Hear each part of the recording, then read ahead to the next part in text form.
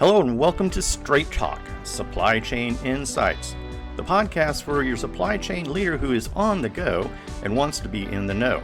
And now, your host, Lora Cecere. Hi, this is Lora Cecere, and I'm the founder of Supply Chain Insights, and this is the start of the series of how do I build outside-in processes. And the first is understanding the river of demand. So in the evolution of outside-in processes, we think about the river of demand as flow, and we map demand streams. And so I'm going to give you some examples in this YouTube video of just how to do it. So let's get started. So when we think about the river of demand, it may sound like, ooh, how do I get started? Because most of the time, people think about supply chain as transactional data, or they think about it as a total supply chain, and I want you to think about streams of data. I want you to think outside in and think about what are the market drivers and how do we manage streams of data. And so I'm going to give you some examples. When I first started this work, this was one of the first companies that I worked with, and this particular company had a S&OP process that had 33 divisions, and each of the divisions did their own thing, and there wasn't really a standard about what this could look like. There wasn't a standard around forecast value add or inventory health. And the bonus incentives were, fairly lucrative. So what would happen is each region would under forecast annually in their S&OP process, and then they would come in the quarters subsequent to their initial forecast and beat the forecast and make bonus potential. So what you see in this river is that this company that makes pet foods is very focused on S&OP and very focused on tight integration of the budget S&OP, which is a mistake. And everyone's happily, riding that river, through all the steps, meeting 1, meeting 2, meeting 3. But because they're under forecasting, what's happening in the real world is all of their supply chain planners are struggling, and so you can see the distress signals and the fact that they're air freighting a lot of raw materials and a lot of tension.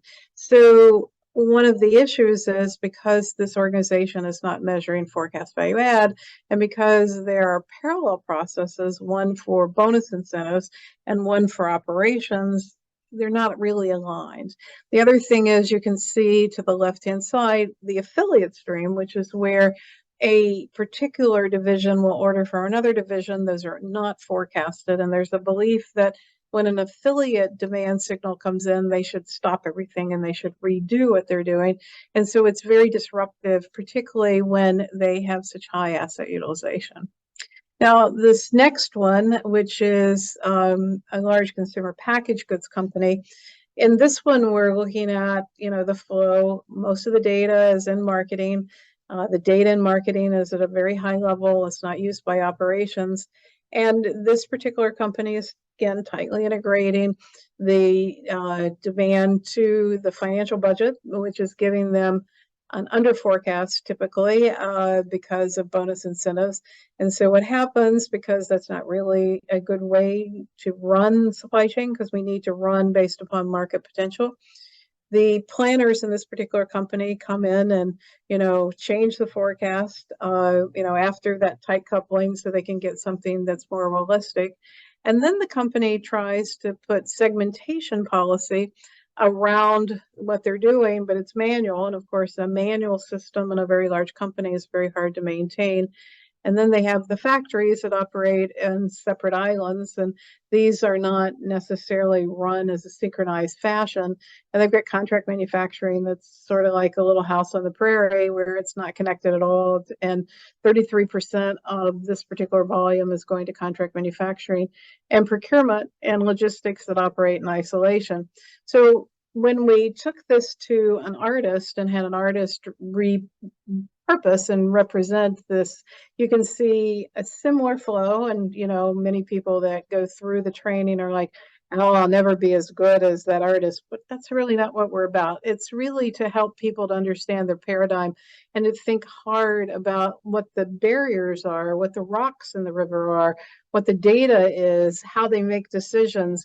And where the data is blue, the it's very clear what the data is saying. Where the water is dark, it's very clear that we don't know the answer. And so the muddy, darker water tends to be much more political. And so you can see here at corporate, when they're doing the tight integration of the budget, things are pretty clear, even though I'm getting a bad answer. But as I go to manufacturing, because I'm not good at sending manufacturing the right signals, or procurement or contract manufacturing, the water gets really dirty. And this is a company that has, 12 different planning systems that I count. Every technologist that I talk to has them on their, logo chart. But it's really not a synchronized plan. This is an apparel company that's going through the stages of, new product launch, contracting with vendors to make the apparel companies. But you can see here the portfolio is not necessarily aligned to market potential. And as they go through the different sessions, they're struggling with very different obstacles. And, it's hard to get the R&D groups, the marketing groups, the sales groups, and the supply chain group to work together because they don't have a common platform and role-based views to do the work.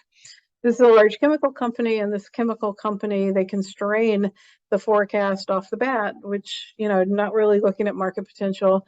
And then they force the plants to make whatever comes in for orders. So the whole concept around order latency, forecast value add is just not there.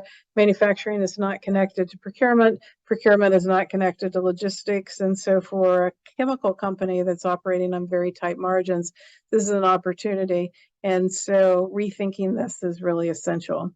This is a large discrete manufacturer. And again, what you have is one-off work, and you don't have really the ability to synchronize that with the downstream signal, and a lot of waste. This is, again, a large food manufacturing company. And again, you see similar problems where we're going through steps, but they're not necessarily the right steps. And we have master data issues, and we've got issues around synchronization of make, source, and deliver. And this is a Nestle, work from prior work. And here, this is new product launch. And again, you've got the roles on the left-hand side, and it's very important that we do this work based upon roles. And then we've got the needs of each of the roles. And you can see that past the order, the water gets pretty dirty and pretty murky from the get-go. So, when you think about the river of demand, you've got to start with the customer, you've got to start with the data you've got about the customer, you've got to look at market potential, you got to look at the latency of the market potential, map the obstacles, which are typically rocks in the river or eddies in the river, and then work backwards to be able to drive a good answer. And hopefully across all the roles, your water will be clear. I hope this helps, the whole evolution of, a common platform and the ability for everyone to have role-based dashboards is the goal of the class. So in the class, you'll do an exercise where you'll map the river of demand, focus from the customer back, showing the supply flows. You'll work on that in a team environment where you will share yours with other people in the team. And then you'll talk about how can you use market data to reduce latency and improve forecast value add, evaluate forecastability, and think about how you do things differently as we think about the river of demand and how it reduces demand latency. And demand latency is not a concept that I think is well understood. It's from channel purchase to receiving an order. And demand latency varies a lot by customer. When I used to work at a company called Clorox, for gallon bleach, the blue label bleach, it was 18 days from the Walmart purchase to getting an order in the Atlanta distribution center.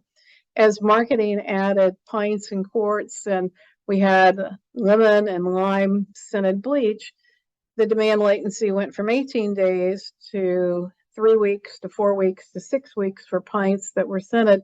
And so it became harder the longer the latency was to be able to align manufacturing with the market signal. most people that are working in this area assume that the order is representative of demand, and so they're always out of step with the market. And so one of the first things we learn in the class is the order is a poor proxy of demand.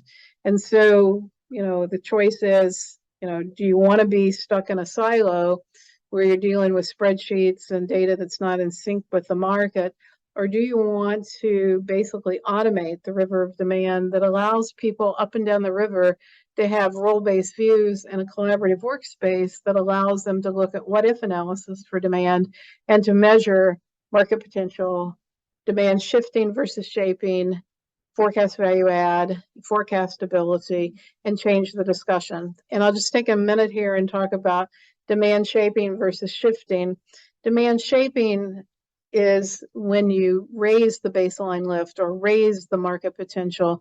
Demand shifting is where you are basically doing an activity to raise demand, but it doesn't actually improve baseline lift. So it shifts the volume from one period to the other. The goal is to shape demand, not shift demand. And unfortunately, most people don't measure demand shaping in terms of, am I improving market potential? And when we do, and things like consumer products, we typically only measure 50% of the items. And the time to do that is 4 to 5 weeks. So this whole concept of having people up and down the river to be able to look at role-based views, to be able to look at market potential, to look at forecastability, to collaborate on demand shaping and product portfolio ideas from sales and marketing and supply chain is one of the concepts of the outside-in process in the river of demand. And in this process, the planner becomes more like the weatherman, talking about scenarios and what could be, and we free the people from the political functional silos. I hope this helps. Lora Cecere, Supply Chain Insights. I hope that you take the class. Our next class will be offered in January, and we continue to work on building a guiding coalition for change and driving outside-in processes. Thank you very much.